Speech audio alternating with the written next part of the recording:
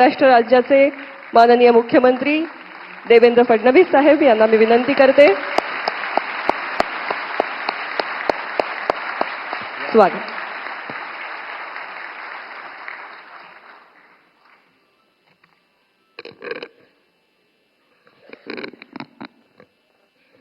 अठ्ठ्याण्णव्या अखिल भारतीय मराठी साहित्य संमेलनाच्या उद्घाटन प्रसंगी आपल्याला उद्घाटक म्हणून लाभलेले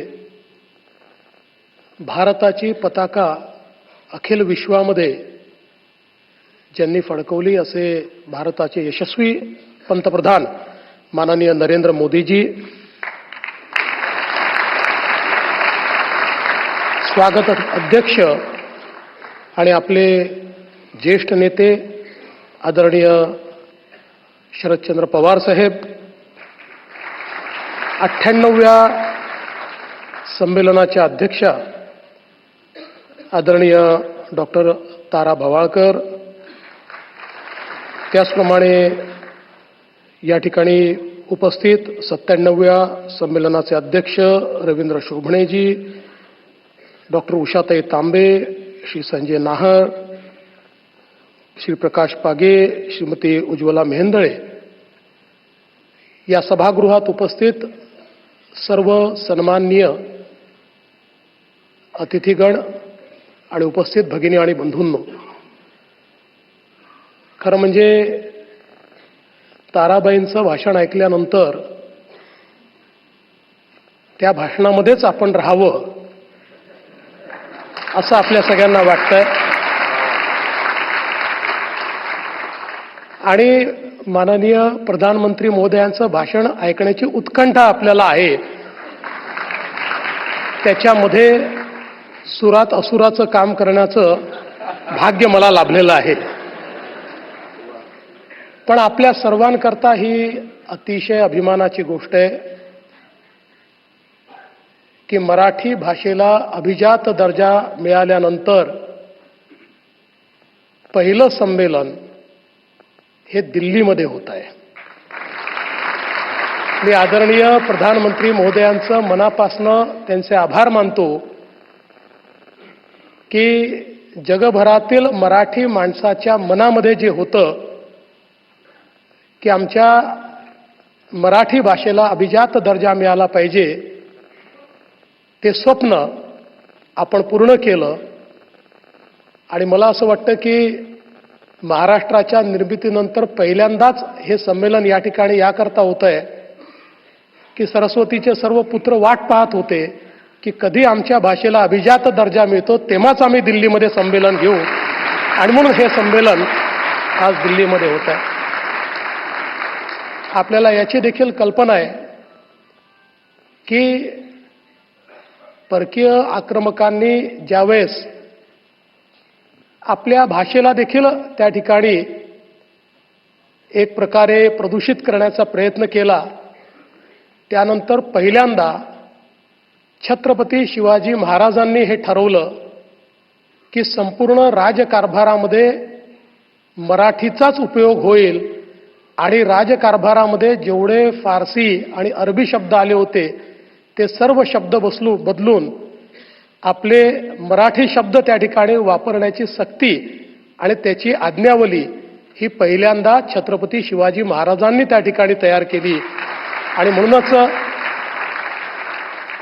स्वभाषेचा आग्रह किंवा स्वभाषेचा स्वाभिमान हा देखील छत्रपती शिवाजी महाराजांकडूनच आपण शिकलो आहोत.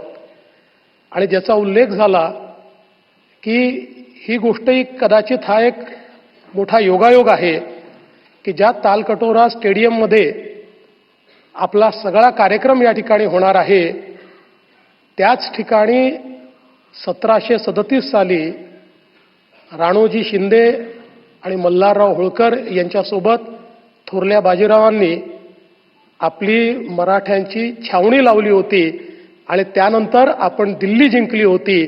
त्यामुळे आता आमचा मराठी माणूस आपल्या विचाराने पुन्हा या संमेलनातनं दिल्ली जिंकणार आहे, हे मला सांगताना अत्यंत आनंद वाटतोय.